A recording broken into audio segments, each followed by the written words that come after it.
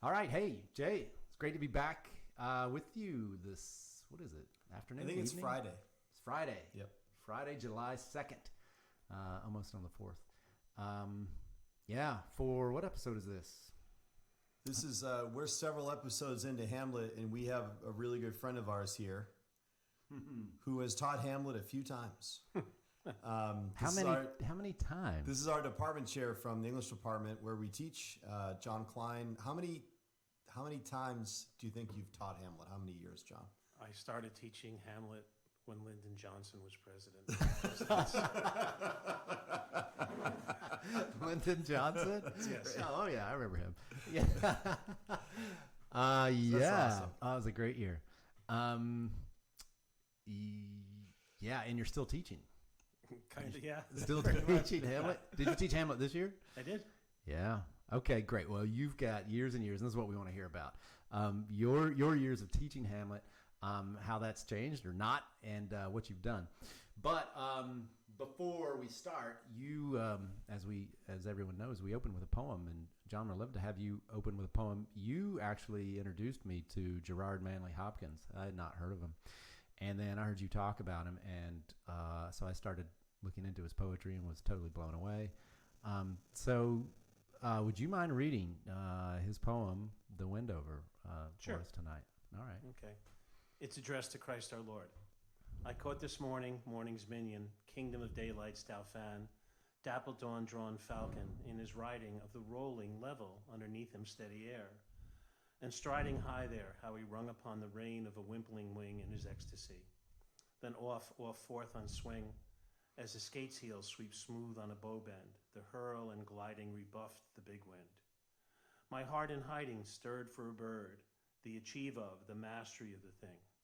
Brute beauty and valor and act, oh, air, pride, plume, here buckle, and the fire that breaks from thee, then a billion times told lovelier, more dangerous, O my chevalier.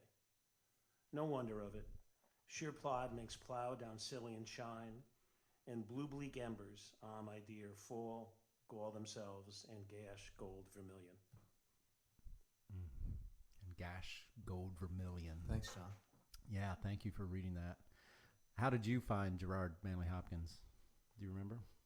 I was actually at graduate school at St. Michael's in Vermont, wandering around downtown Burlington one day, and I came upon, believe it or not, the Gerard Manley Hopkins bookstore. Now, I know you expect there's going to be Gerard Manley Hopkins lunchboxes and things like that. Action figures? I was waiting for everything. But no, it was just every piece of criticism, every book, everything that you could possibly imagine that had ever been written about him, and I had never heard of him. Yeah. So the owner, desperate probably to make a sale to some poor schlep, came over and said, "What would you?" And he gave me, and I read and read and read, and that's my favorite Gerard Manley Hopkins poem by far. Okay. I like a lot of them. I like God's Grandeur and Pie Beauty and things like that. But this is my favorite. Right. It's amazing, the language in it. You have to read it and reread it, and I think you have to look at it too. You How can't it's laid believe it. out. Yeah. There's something almost forgive me for saying this, but something almost postmodern about the rhyme scheme or word combinations. Well, he's right on of the it. edge, Victorian and postmodern, and his experimentation with language. That's and it. his whole idea of inscape and in-stress was Yes. so revolutionary. That's it. At that yes. time. Yeah. It just stands out. You can't believe it. You expect him to be in some stereotype Victorian sense or something that's real straightforward and staid. And the Jesuits had marooned him to this small St. Bride school in Wales because he was a convert from Anglicanism. Mm-hmm. And I think they resented. He was one of the most brilliant Jesuits, probably one of the most brilliant human beings ever to exist. Mm-hmm. And they kind of resented that. So they sent him up to a place where he spent 12 hours a day correcting what would be the equivalents of provincial examinations. And that was his career? Pretty much. And then eventually he got a parish in Liverpool, worked with the poor, contracted typhoid and died. Wow. he's worth checking out if this is your introduction to Gerard Manley definitely. Hopkins. It's a good one, and you should go down the path. It gives back. I just want to say too. So when Paul and I agreed to tackle Hamlet, I think he's still running with the ball. We haven't tackled him fully yet. But one of the things we agreed on is that we had to have our friend John in, because I've been teaching for 24 years and John's been my department chair for that whole time. And when John's about to teach Hamlet, his posture changes. Like everything, like, so you wouldn't be a good card player, John, when you're excited, like we all know in the office. It must be Hamlet time because John's tap dancing in the office. Wow. So it's just really awesome.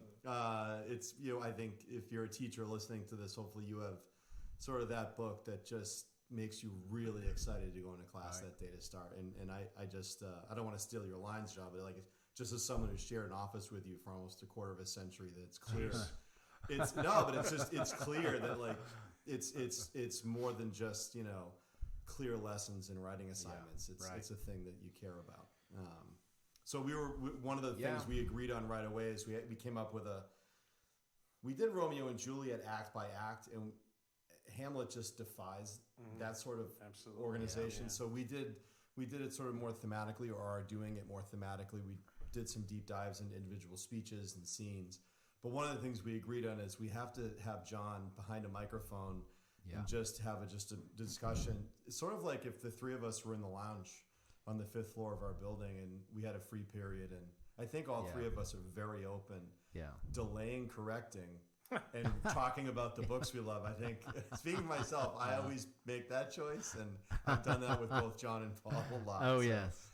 So we got a little bit of a scheme put together for this episode, I think, and we'll see how well we can stick with it. Part one, let's start with pedagogy. How do you approach teaching Hamlet? And maybe we can talk about how that's changed over the years, if it has. And then we'll go to content and try to press you for some of those hard problems that are, you know, that you just turn over and that you've been turning over in your mind. And then maybe we'll close out, if they don't come out by themselves, with best lines. The lines you memorize, the quotes you like best. But why don't you start us out? How'd you start teaching Hamlet? What did you think the best thing to do when you first started diving into this book? Oh, God. Yeah. A long time ago in a galaxy far, far away. Yes. I knew so little about what was really going on in this play that I can barely remember the sound of so many of my students' heads hitting their desks. And like, why are you doing to us? What is going on? Please, can't we just? And I had a really good Shakespeare teacher at Iona College for my undergraduate, Tom Pendleton.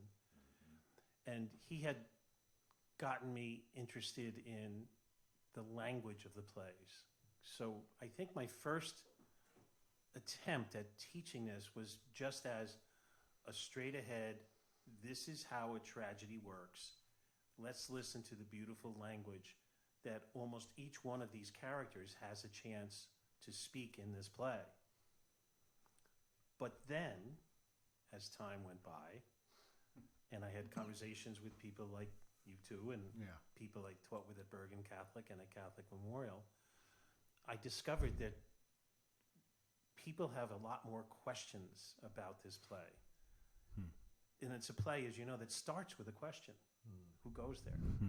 And I think Shakespeare is really trying to investigate so many different aspects of his own life, British history, and this young man, well, he's 30, but this youngish man who finds himself, I think, on the cusp of two different ways of looking at the world.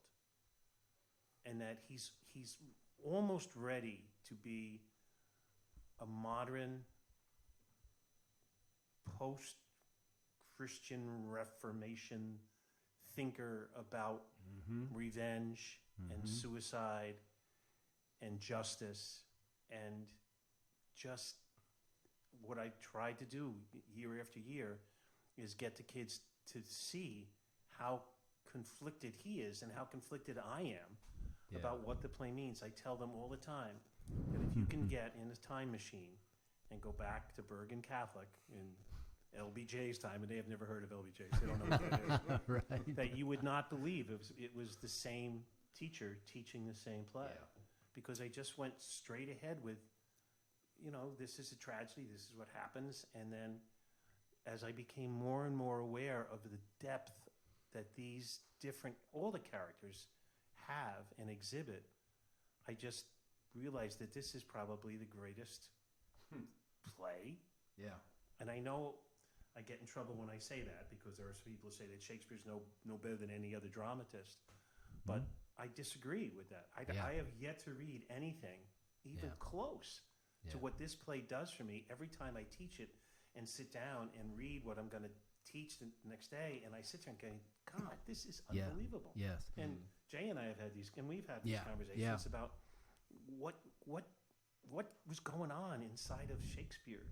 Right. How was he able to just produce this complicated character with such beautiful language? And you read a lot, I can attest to. I see you reading a good bit, just sitting around reading. So when you say this is the most complicated play that I've read in a long time, that's not from a person who's just read a set of books and then sat back and taught them. No. You're reading right off the New York Times bestseller daily. So that's something to say. But so do you think so as you taught it at first, it was my job is to present a straightforward drama. This is how dramas work. This is what Shakespeare did, content. But you got drawn in by the depth of the characters. Sure, absolutely. And by the contradictions that happen in that play, and by scenes that even now I still can't figure out what the heck just happened.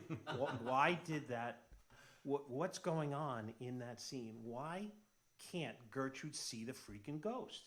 Yeah. I mean, Bernardo can see it. Marcellus can see it. Yeah, that's excellent. And then she can't? Does he have some sort of cloaking device on? That is so good. I've read everyone from Maynard Mack to Harold Goddard trying to explain it, and no one's been able to answer it. I've never found one. Yeah. Even Samuel Johnson says, beats me. Yeah. Fine. Of course, he says in about 30 sentences longer than that. I bought his works on that. It's huge. It's keeping my door open at home. Yeah. But that's only one of the... There's so many things that happen in that play that I all right, and we want to get to some more of those. So many things. Do you remember the moment where you flipped from? Because I think about this a lot for myself, and I can still fall into this trap. As a newer teacher, thinking I have to not necessarily cover Hamlet, but make some sort of clear formula. There's terms I remember from college that I remember, make me sound smart. So I want to make sure they know what these. I can fall into that. I know I can fall into that trap. And then you started talking about just these characters as human beings and more questions than answers. Do you remember that transition as a teacher? Do you know what I'm asking? I don't remember a specific moment, but I do know that's at one point, probably about, Jesus, that makes me sound so old, about 20 years ago, that I realized that, and for those of you out there who love Hamlet, I apologize. I think he's a jerk.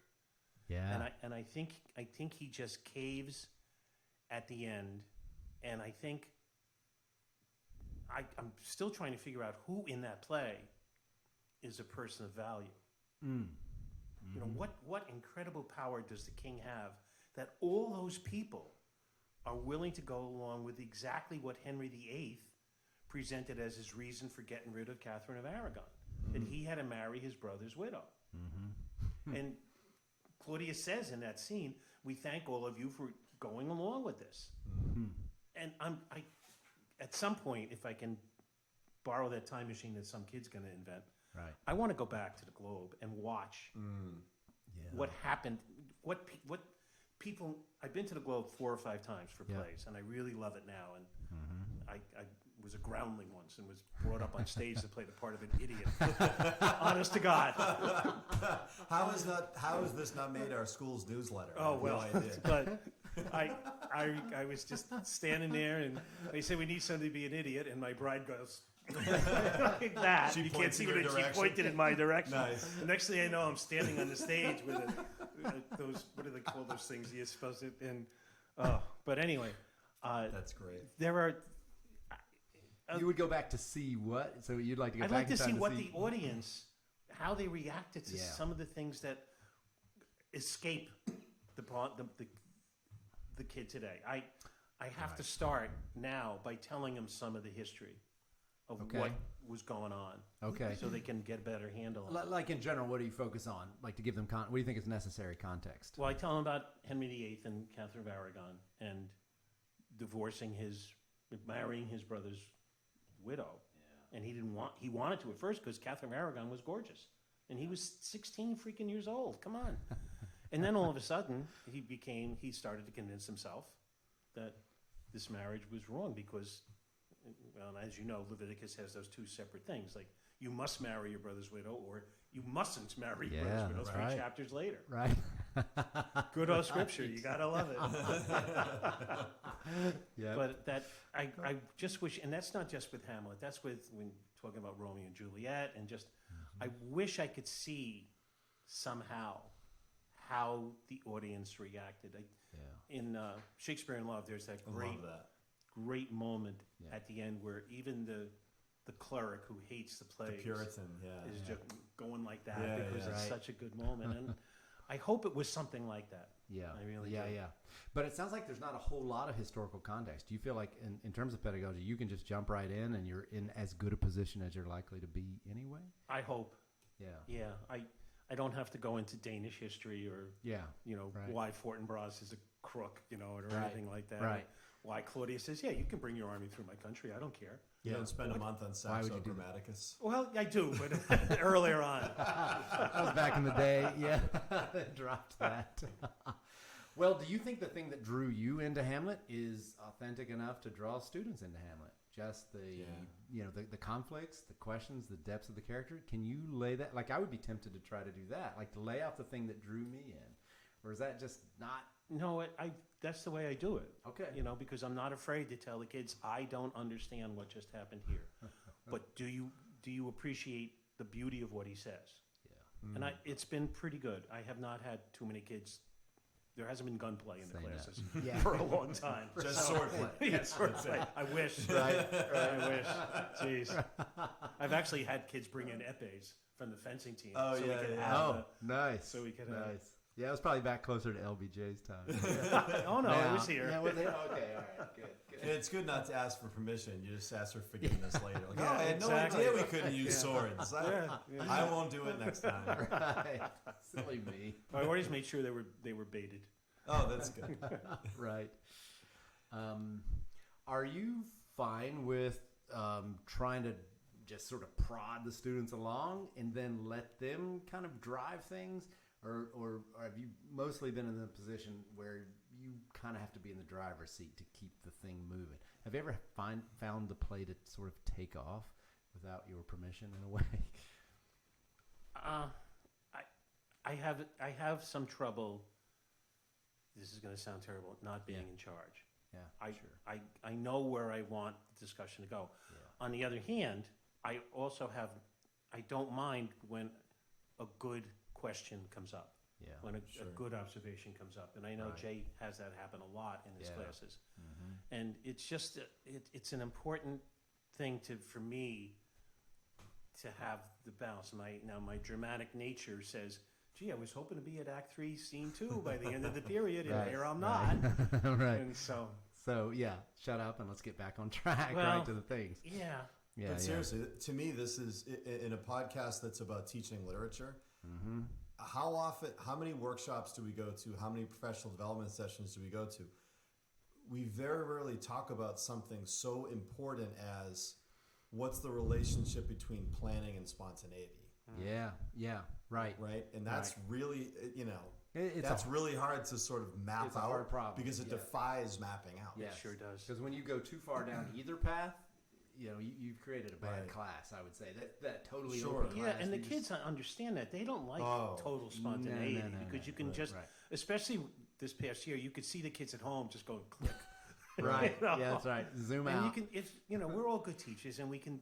One of the things we can pick up very easily is the pulse of what's happening in Yeah, our sure. class, Right. and you can tell immediately when a kid or two is starting to Right. drift. And I think of all the books in our core curriculum, this one defies pure lesson planning, for lack of a better term. In other words, what you were just saying, I have to be at the end of Act 3, Scene 2, and I have a set plan. I know of all the books I teach, and I went back to teaching this to seniors this year for the first time in a long time. Yeah. The planning is very loose in terms of how many days on this, how many days on that, because I don't know what they're gonna. Right. It's a protean play. It has to be. You know, he's not. We talked about this, I think, in the last podcast. That one of the greatest dangers in reading Hamlet is hoping for consistency in Hamlet, like treating him as the subject of a thesis paper or something. Like it's just really tricky to do. That works. That approach works with Macbeth. Yeah, right. This is a revenge tragedy. He's a bad guy. He's going to get dead. Okay, good. But Right. it doesn't work. And I can still remember one of the first times I discovered that I could bring in, believe it or not, okay, here we go again, dating, a record player Yeah, with I remember an those. LP on it of a recording of Hamlet, Yeah. and having the kids listen so they could put voices with characters. Yeah. And then when all of a sudden we got VCRs, and we're able to show. We had one TV for a long time at St. John's.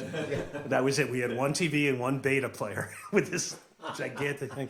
Sign up for a week ahead of time. Oh no! You John had. was in charge. I was in charge of TVs. He was one of the more important people. Jeez. Yep. But then that was another aspect that really changed my approach to be able to show the kids different. Because I think sometimes kids get the feeling that there's only one way to do this. And then you can show them, now we can show them Mel Gibson, we can show them Olivier, we can show them Kenneth Branagh, we can show them Kevin Klein. Right. There are all sorts of different Right. things. And they say, Directors wait a make minute, they didn't do it that way. Right. Like he's doing it differently. Well, it's wrong. Yeah. And These wait a people minute. don't agree, and they're not agreeing is very liberating for a new kid. Exactly. Yeah. Exactly. Yeah. I think if we stereotyped pedagogical differences between now and during LBJ's administration, I would say, I would guess or stereotype that back then things were much more objective. Like there were many more like question and answer sheets, and I don't know, memorize the answers, maybe memorize sections of the play. Do you still do those sorts of things? Do you find them valuable with students today who have different expectations for what it means to be rigorous? Or I give them questions to answer based on their reading, but they're very open-ended. Like, what do you think? Or why? I don't say, what are the 4 reasons why Hamlet doesn't commit suicide in this scene? Right. I can't do that anymore. And I do. You were spoken to that Yeah, last time. But I do give them the opportunity for extra credit to memorize one of the parts of the 4 great soliloquies, just so they can do it and deliver it in front of the class. Oh, very nice. Yeah. I'm so on board. I don't care how old-fashioned. Maybe it is, maybe it isn't. I don't know, because I don't care what memorization is. I think it's transformative for students' absolutely. experience. I make all my students memorize the opening 36 lines of the Odyssey, 9th graders every year. And it's brilliant, and it sticks in their heads, and it puts all the things. It changes their experience of the thing they're reading to put it in their minds in that way. You're right. And the experience of what it takes to get it in their heads, where there's this private moments, long moments where they have to just focus. I tell them just use the bathroom method. What's that? What's the bathroom method? Have a copy of, like if you want to memorize the first 18 lines of To Be or Not to Be. Yeah. The chances are, I'll give them 3 weeks, and chances are, I hope I don't say anything bad here that's going to get us off the air. We can edit it But out. We need to. chances are, over the next 18 days, you're going to be using the bathroom. And memorize a line every time you go in. Oh, yeah. And then you'll have, in 18 days, you'll have the whole 18 lines done. Oh, yeah. Yeah. A line a day. I They're like like, that. And if they're not moved by that. Moved. Oh, Thank you. sorry. All right, where's the edit? All right, Edit that's button. Yeah. Sorry. You served it up. I thought you were going to go with vowel movement. Sorry. All right, you're off the air. Oh, here comes the police. All right. That's good. I don't know, Jay. What do you think about pedagogy? Is that enough? Yeah, no, absolutely. I'd like to get to the content part of the conversation. Right. So I think I like what you said. First of all, serve up the language, and try to draw their attention to the beauty of the language. I like the line you said. Look at the lines these people get to say. That's fantastic. And some incredibly minor characters. Yeah. Marcellus' speech at the end of the first ghost encounter is gorgeous. Right. Yeah. Like it's a throwaway in a way. Is that the Jack Lemmon character in the bra? Yeah. Or Yeah. Jock and Day stands tiptoe on the misty mountaintop. Yeah. The Jack Lemmon, right? Yeah. Sun's coming up. Yeah, that's right. That's That's all what you we have say. to It's say. getting late, Yeah. and it's just it just gives how he did that. That is just amazing. Yeah, you could say this for great writing in general, but it definitely applies to Hamlet particularly, that any moment that a reader would be tempted to skim, he's doing important things. He is. Yeah. Yeah. Right. So that's good. And I remember you said one. Oh, I'm sorry. No, go ahead. But I remember in a conversation with you once about the soliloquies, you said something that really struck me, and you said the reason the soliloquies in Hamlet are so important is that he listens to himself of what he says. He just doesn't say them. They're not just there for the audience. Right. He's being reflective. Which is why I love the one scene in Brana when he does the speech. He's looking in a mirror, and it's like, Which is such a good choice. it's perfect. Yeah. So that's good, to draw students in by the language. And then I think the second thing you said, and this is kind of pedagogical and it's open-ended. There are different ways to key off of this, but it's a great point, which is to key off of or draw students in on the problems or sort of the puzzles. Yeah, the questions, dead ends you run into, and the way the characters are drawn. Yeah, One of the big change. I used to think that Polonius was a complete moron, and that Horatio was a great friend, and now I think Horatio is a jerk. Wow, really? He can't contradict Hamlet. He can't tell him no. Yeah. And what does he say at the end? He says, "Now cracks a noble heart." This is not a noble heart. This is a guy. There are 4 bodies on the stage, plus he killed 2 other people earlier in the play. How noble is that? And he can't tell him no. That's a good point. He can't. Which a friend does. Exactly. Right? And he just, and Polonius, everyone when I first started teaching it, that was the general way, that Polonius is a moron. I've gone down that path. I did in this podcast. Yeah. But he gives lots of good advice. His problem, like everyone else, is he caves to Claudius. He looses his daughter. Right. In animal term on Hamlet. Yeah. And he's so desperate. They're all so desperate for Claudius's approval. Definitely. And it's almost like except Hamlet. Yeah, and it's hard to fault anyone for not being as smart as maybe the smartest character written in English. Yeah, but one of the things... You know what I mean? Like, so I think often one looks at Polonius as obtuse or irony deficient or whatever. He struggles with irony. He does. Which, if you're in the company of Hamlet, means you're in trouble. Yeah. Right. You know what I mean? Right. So that could make him look that way. And I think, as a dad, I know that there are times where I dispense advice that I myself don't follow. So I used to be way more judgmental of Polonius. Okay. And now it's, he says, he gives the advice to Laertes and then moments later hires a spy. Right. So that looks, hypocritical according to some of the advice. Or is it just a wary dad doing covering his bases? His even kids in going ways off that to are college. hypocritical? God, in France, in Paris, Christ, jeez. We apologize to our French listeners. Yes, here. Hey, listen, this sounds crazy, but we have a listener in France. No, oh, good. No. Oh, yes, we Bonjour. do. Yes, we Bonsoir. We used to have a listener in France. Right, correction. But it's funny, I know we often think that Hamlet's the smartest character in the play. Yeah. But I always ask my kids, I said, who's smarter, Hamlet or Claudius? And that's a tough question for them. Yeah. It really is. We had a chat about the extent to which Hamlet is, when you see Hamlet and his father together, the ghost of his father, how they are not like each other at all. No. Not just that one wears ghostly armor and one doesn't wear armor, but even speech patterns. The father is a little more blunt and literal and gives commands. Mm-hmm. Whereas in Claudius's, what he thinks is a soliloquy when he's praying a prayer that's impossible, it's full of patterns that are Hamlet patterns. Yep. Do you agree with that, John? You know? That what? That Hamlet sounds closer to Claudius, almost like a paternal connection to Claudius than to his ghost father. Well, I've never been able to quite figure out how Hamlet is the son of Hamlet Sr. I mean, There you go. what was Hamlet Sr. good at? He smoked the dreaded Polak on the ice. I mean, you know, right and here. yeah, no, but that's, you know, he's a Sorry, I'm he's a killer, Yeah. you know, and His ghost wears armor for God's sake. exactly. Like, Yeah. you know, I'm dead already. What's going to happen to me? I just feel more comfortable in my armor. Jeez. But then he doesn't wear armor in the scene in Right. In the bedroom. In the bedroom. That's when he takes it off. right. But All right. for what reason I don't know. I know. But She can't even see him. yeah, but I think Claudius is. He's brilliant. The more I think about it now, every time the reason he has Hamlet stay is he's already thinking, I want to keep an eye on this guy. He doesn't let him go back to Wittenberg. Yeah. Because he knows that if there's going to be anybody in there that's going to be a problem, it's this kid who's wearing black and can't get past the death of his father.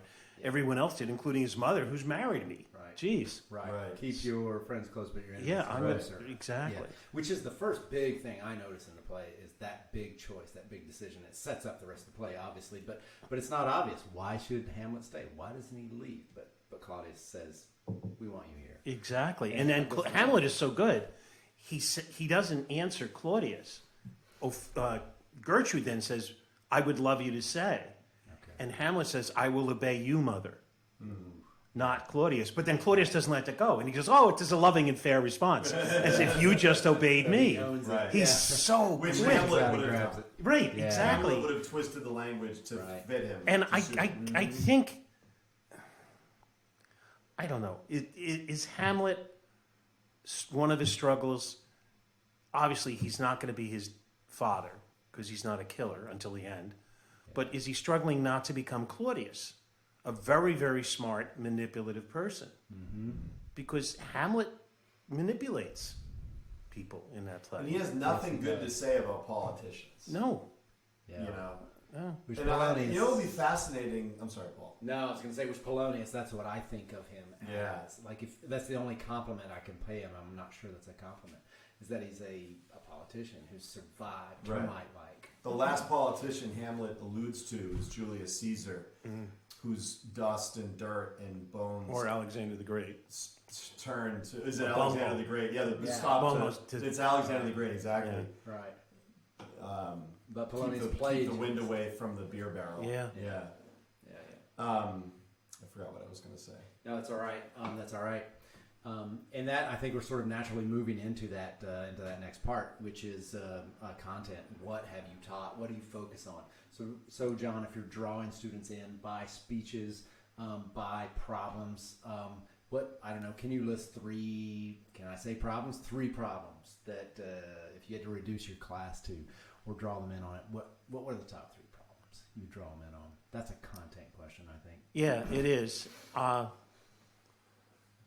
Hamlet's, you know, it's funny, in that first soliloquy says, or that the Almighty had not fixed his canon against self-slaughter. So Hamlet's obviously a person who either at Wittenberg or somewhere studied some theology. Yes. Yeah. But the Almighty has also fixed his canon against other slaughter.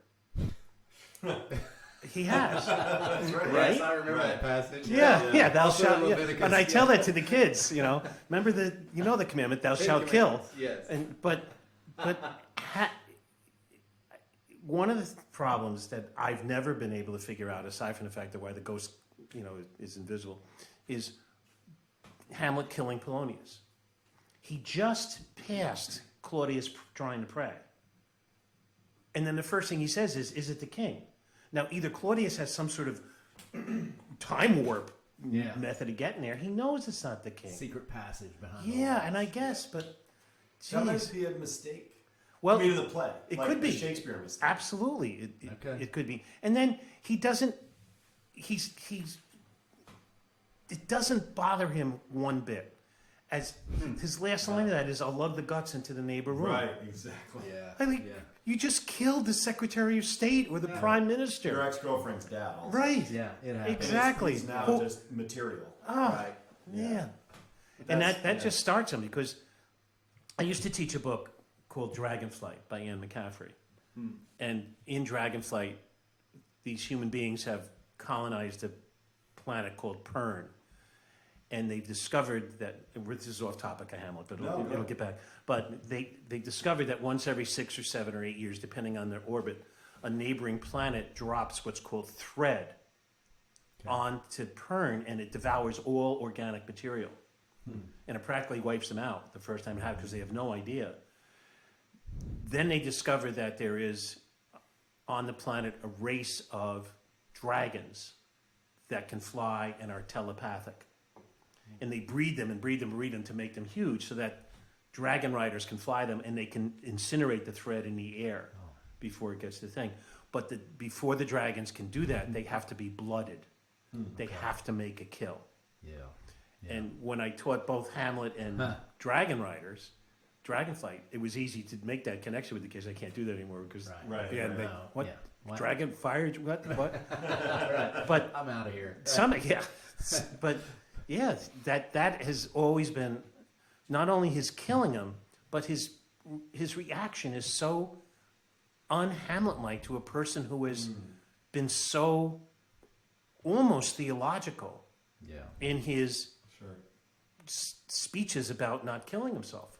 Yes. Right. Like it's important. Like he means it. Like it's he serious. does. He takes the theology seriously. Like, he does it. As if he believes God is watching him. Absolutely. And that it's a sin. And that he even says that the devil has the power to assume a pleasing shape and may be tempting me to damn me. Yes. Right. Yes. He does. He definitely does. And And that's why. he doesn't kill Claudius because he's not a medieval revenge drama hero. He's a modern thinking, humanistic person who's doing the sort of theological calculus, figuring out if I kill Claudius while he's praying, he goes up to heaven, and that means that's different than killing my father secretly in a garden. Yep. So. And the irony of that scene is that would have been the perfect moment to kill Claudius, because Claudius is engaged in the mortal sin of despair. Right. Because church teaches that everyone can be forgiven. All you have to do is ask for forgiveness. The grace is sufficient for you. Okay. And Claudius says, I don't want to give up my queen, my crown, or my life. So that would have been a perfect moment. Right, because he doesn't confess. Right. He can't. His sins are still. He on his confesses to us, because I think at some point somebody must have said to Shakespeare, "Come on, did he do it?" You know? Yeah, right. Let's have that out on the table. Because but Hamlet doesn't get it because he can't hear him. It's a soliloquy. That's right. It's a fantastic irony. Do you believe Hamlet when he says that? When he says when he gives his excuse or his reason for not killing?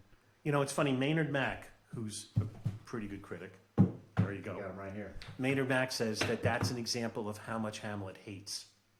That he doesn't want Claudius to go to heaven. He hates him so much he wants him to go to hell. Yeah. I don't know if he's right, but he's Maynard Mack. I mean, who am I? But, I know. He's got a book. I've got it right here. Yeah, I know. and next we're going to read it. Yeah. No, it's going to happen. Right. I just have it. Yeah. And that's why I think Hamlet, the last thing he says is what? The rest is silence. Yeah. He's desperately hoping that he says, well, I'm probably not going to go to heaven, but maybe I'll just die. That'll be the end of it. Rest is silence. Yes. And I don't know. That's almost wishful. Yeah. You know, one of the writing assignments I let kids do is, you know, be the judge of Hamlet at his judgment. Yeah. You decide where he's going to go based on what he did.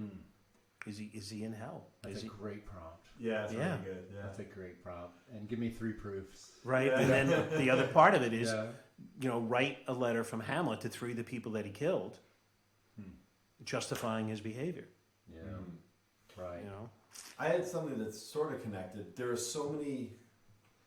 I think there's an anecdote that someone complained after viewing a performance of Hamlet that Hamlet is made up of cliches.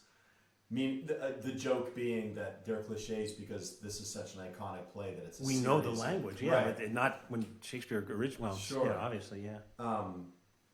but whether it's the to be speech or the alas poor Yorick moment, or you could almost throw a dart at a dartboard, right, with the text on it. How do you make the cliche moments something either alive or new, or how do you treat those with kids? Or how do, you know what isn't a bad thing to think about? How do you keep them fresh for yourself too? Well, Either of those. the first answer is I think the kids pick up my enthusiasm right away. Oh yeah. I tell them we're about to have 4.5 weeks of me teaching my favorite thing in the whole world. Yeah. You're gonna love it. Right. And I'm, Yeah. "Oh, Right. okay. Or I'll kill you. No. Yeah. But I think that's what helps me keep them alive. And also, I don't think I could ever tire of that language. Every time I hear some of those speeches, the what a piece of work as a man, or my absolute favorite, you think I'm easier to be played upon than a pipe.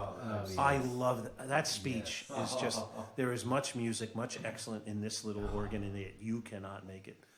Because he knows everyone is trying to just lie to him and use him, and he just wants, I think Hamlet, he just is so ticked off that this happened, that the ghost came to him and told me how to do this. Yeah. He would have been very happy, I think, just going back into Wittenberg and studying for another 10 years. Yeah. You know? He's a fascinating person to watch in a trap. Yeah. And I always, you probably don't know this, I think Jay does, but my first year teaching, I was actually assigned to teach an algebra class, which was beyond for laughter. all recognition. It was algebra by democracy. Like, how many think A is the right answer? Okay, it's A. And like, can we go on to chapter 7? No. But the one thing I remember was the law of transitive properties. That if A equals B and B equals C, then A equals C. Yeah. And if the ghost is Satan and he wants Hamlet to kill because it's a sin, and his father wants Hamlet to kill, Hamlet and Hamlet's father and Satan are the same thing. And that's one of the hardest things for Hamlet to get. He can't get there, I don't think. He's aware of it.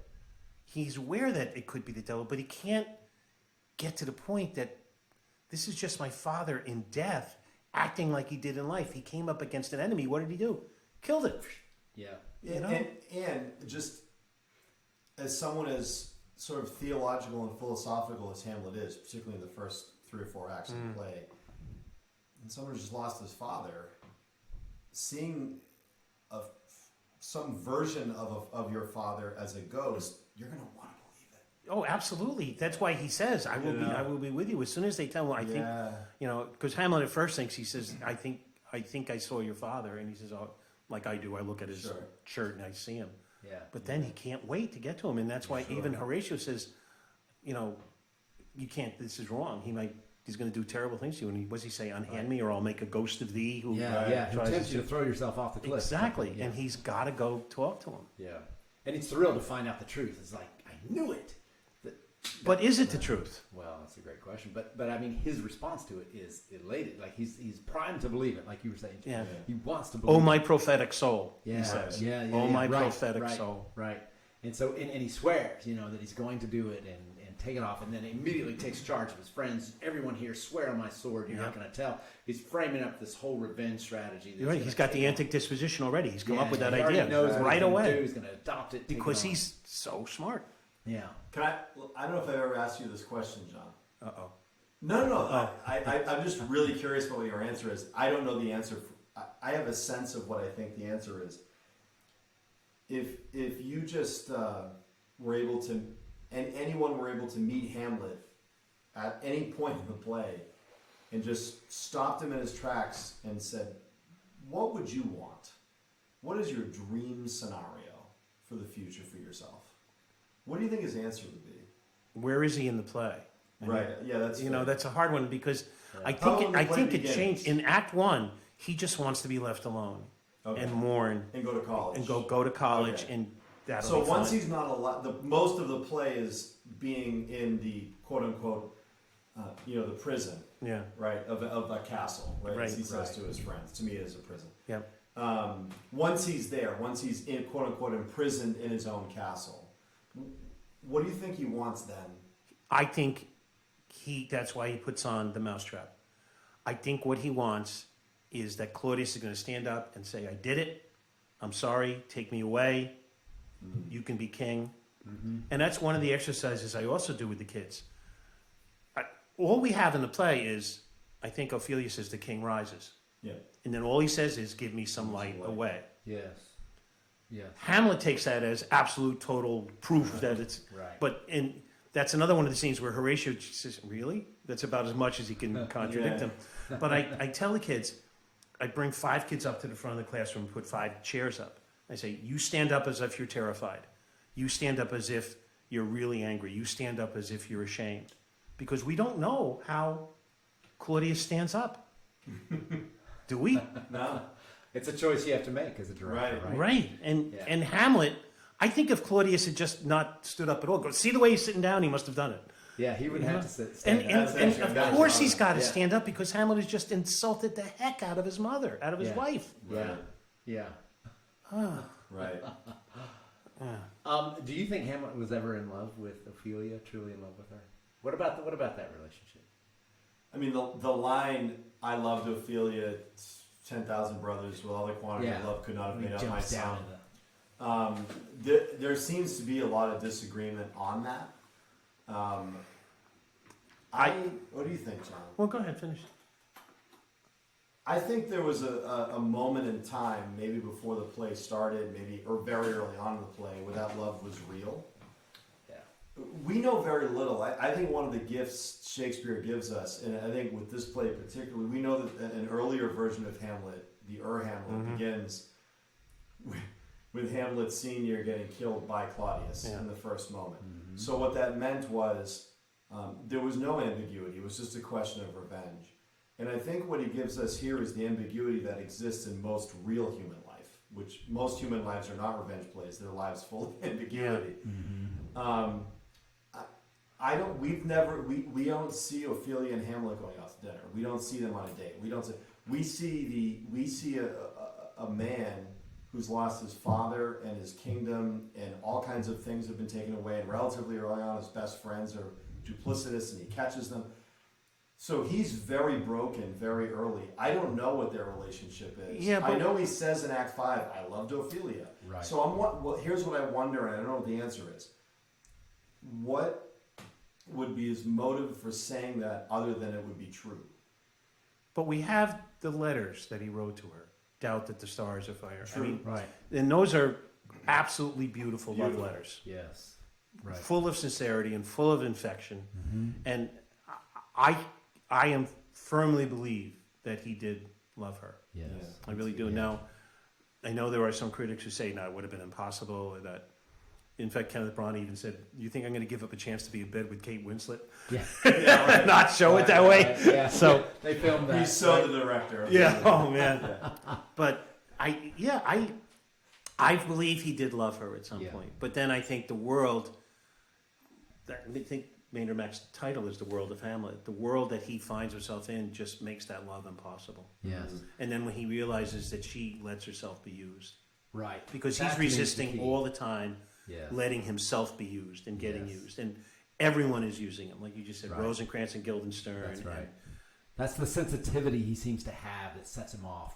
That he finds in Ophelia. I agree. I think he did love her at one time, truly, because I believe Ophelia. I find no reason to doubt. And Ophelia. Gertrude said, "I had hoped to strew these flowers on your wedding bed." I mean, so something must have happened that she was aware of, and moms know. I think. Yes. Why wouldn't Polonius want his daughter to be with the Prince of Denmark? Because I know what he says, like literally. So Prince out of thy star, he's given more. And he may have to marry the Princess of Catalonia. Right. For political reasons. And maybe he truly doesn't want his daughter to get hurt. Right. Yeah, that's just a protectiveness. Yeah. But I believe her. If there's one character whose statements and personality is presented, I believe it would be Ophelia. I can't think of a place other than, and we kind of talk about this, how much she's culpable for going along with her own little mousetrap with her dad. Yeah, but that aside, I can find nothing. when Polonius corners her after Laertes leaves, she has one very interesting line, and she says, "I do not know what to think, my lord." Which I think, do we have any indication in the play ever how old she is? No. I don't think so. I kind of... That information's sparse in Shakespeare. It's It weird sure when it comes is. up. I we find out Juliet's 13, and it's weird Right. that we know that. But we don't know But how I old kind Romeo of is. have a Right. tendency to see Ophelia as younger than I've often seen her portrayed. Just as maybe starstruck. I don't know. Yeah. But I don't think she has I think intellectually she's on a very different playing field than Hamlet, because everybody is except Claudius. So, Right. No, that's fair. But or maybe old Norway. right. But part of me wonders what was in it for Hamlet. I don't think Hamlet would love a girl because she was pretty only. Oh no, And I think there's the speech she gives after he loses it on her. Here a noble mind cracks a noble line overthrown, whatever. Yeah. Is a beautiful. There's moments of that are Hamlet like. right. Yeah. And she says that he was the I forget exactly I hate to say that about a line of Hamlet that I forget it, but the rose and expectancy of the fair state. Fair state, yeah.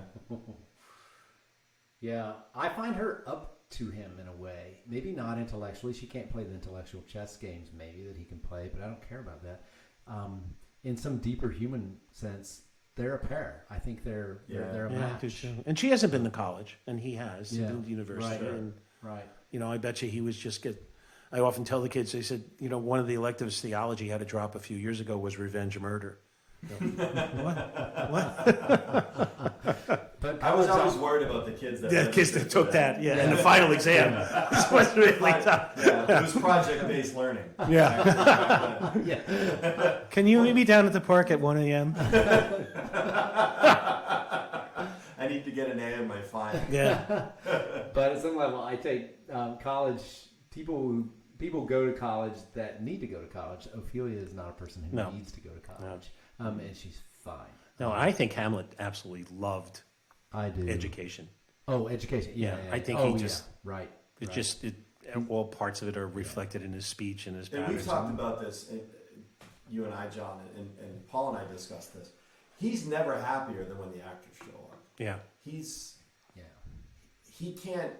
He makes a request for them to give a speech, any speech, but then he starts the speech. I mean, Right, he knows just it, looks like yeah. every enthusiastic kid we've ever taught. Yep, exactly. Who's over the top about something that he Yeah. loves. Right. That's who he is then, Yeah. and only then, really. Right. Yeah. Only then. That's the only time he's sitting at the front of the room and raising his hand first. And Right. Always. Yeah. Well, that's good. I think we sort of wandered through a few problems there that you could use to draw students in on. Can I ask you a quick? I don't know if this will supplant the best lines part. I wanted to ask about in the climate that teachers are in everywhere now, about when we're really looking at what we're teaching. What would be your response if someone said, "Please justify the teaching of Hamlet in 2021"? That's good. I know that's a lot, John, but I know you're up to it. Well, You know what I'm asking. I know right? what you're asking. Yeah, yeah. I think, first of all, I would attempt to rein in my scorn and say, what makes you think that this play needs to be justified? Oh, I said, this play has been taught for 400 years yes. in all levels. It's performed around the world every year in every language known to man. Yes. 2 years ago, the Globe Players went on a world tour and did Hamlet in 53 countries. Wow. And they were out on at a tobacco plantation in Jamaica. It was just amazing. And I said, then I would say, what about it is not moral? What objection could you have to this play? And throw it back at somebody. I just hate this idea of having to, especially stuff that we teach that we know in our heart of hearts is good. I like that, to push it back and justify the criticism. of Yeah. teaching. Right. Jeez. Yeah, that's very good. Well, I like that. Maybe it is. Maybe we should move to that final. I'm move. gonna have Best, best about 5 lines. minutes. Give us your. I don't know. What are your favorite best lines? What's the first quote that comes to your mind? And give us the lines. Oh, there is much music, much excellent voice in this little organ, and you cannot make it speak. All right. That's my favorite speech in the play. Yeah. I also like. How can I pick? I mean, oh, what a rogue and peasant slave am I? Yeah. That whole speech is beautiful. Each one of those soliloquies, and it, to be, they're all. I couldn't. No. Aside from, and also, what a piece of work is a man. Right. That is and it's prose. That's a little, because he dips into prose a lot in the play. But that's a beautiful segment. Yeah. Because it's like Hamlet almost quoting from some textbook that he had in a philosophy course at Wittenberg.